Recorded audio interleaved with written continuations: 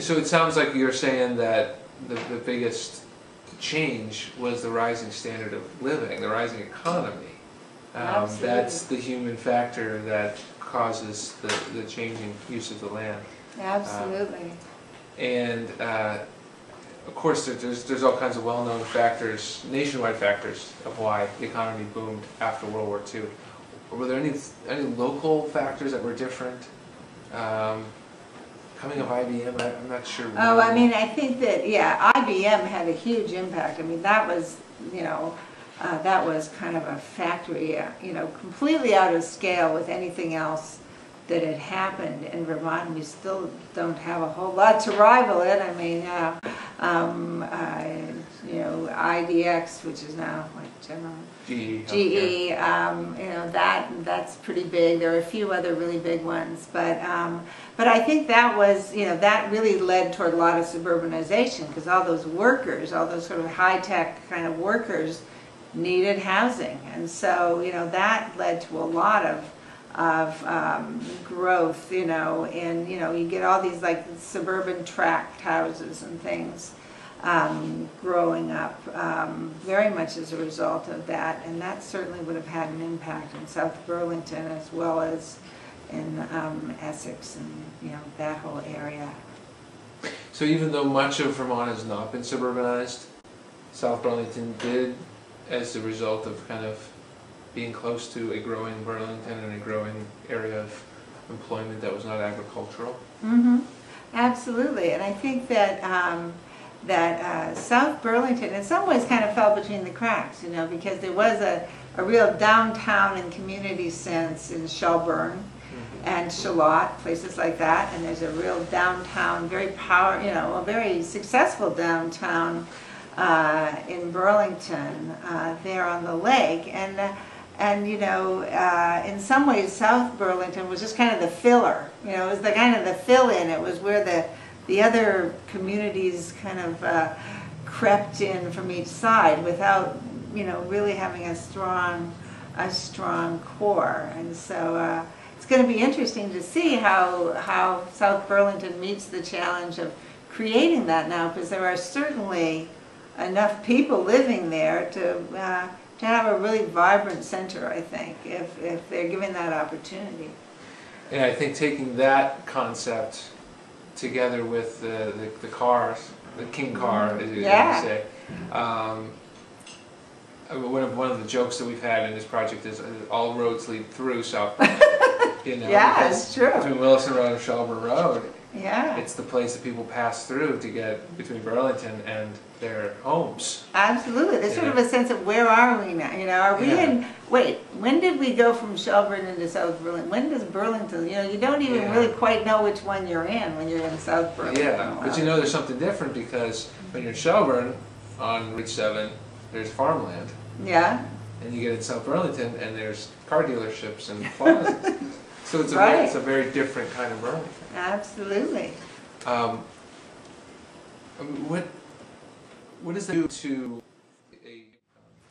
Well, it really became a big trend after the Civil War, when science itself was developing and America was becoming much more technologically oriented post industrial revolution. And so when the hill farms started to go downhill in Vermont, which happened after the Civil War, and was really accelerated, a process that was accelerated by the Civil War, the valley farms, which were much richer and had most of the good agricultural resources, started to look for new markets and look for new methods of farming, and the state itself started promoting this a lot, so that the state started putting out all kinds of special bulletins and scientific information to try to educate farmers in the new technologically based agriculture and new types of agriculture, new types of farming methods, new types of machinery. All of those things started, you know, in the 1870s, 1880s, and that was a process that continues to accelerate all the way to the present. How would the look of South Burlington have changed as a result of that?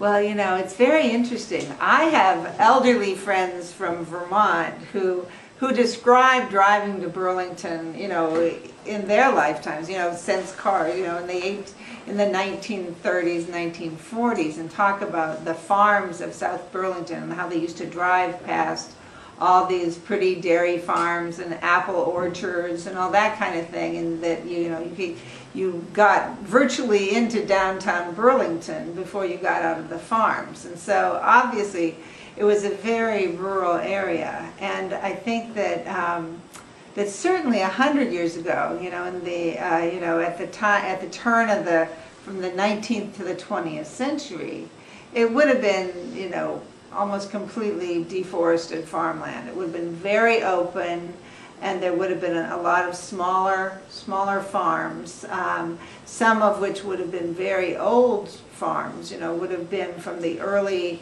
19th century, and some of which would have been newer. But there would probably have been, you know, quite a few fairly small farms. I mean, South Burlington is on very nice farmland. It's some of the best farmland in the state. So it's kind of sad in a way that it's all built up now, because you couldn't farm the hillsides, as it turned out, in Vermont, but you could farm there in that beautiful part of the Champlain Valley. So it would have been a very lush, green, open kind of a landscape dotted with lots of little farms. Would there have been a process of farm consolidation?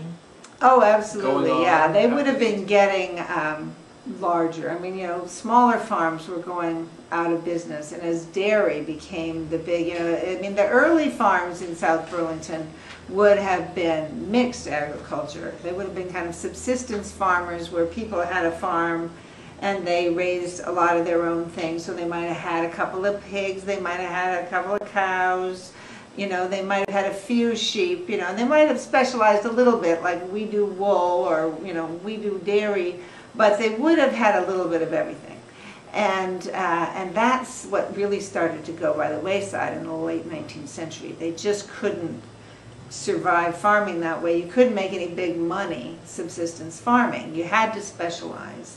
And as farmers started to specialize, they started to kind of need more land. So particularly as dairy was coming in the later 19th century, they wanted more land because dairy is very land intensive. You have to grow lots of feed, you have to grow hay, you have to have straw for bedding, you have to have, you know, crops to feed your cows, corn or whatever. So so people wanted bigger farms. They could have more head of cow, they could get a little bit ahead. And so the farmers who, you know, basically weren't as savvy and weren't as smart are the ones that tended to go out. Farming is kind of a ruthlessly self-selecting process, where the guys who were, you know, and women as well, because there were women farming, they were farming as a family, usually, you know, the better ones survived. The better ones survived and grew, and that's a process that continues right to the present. Was the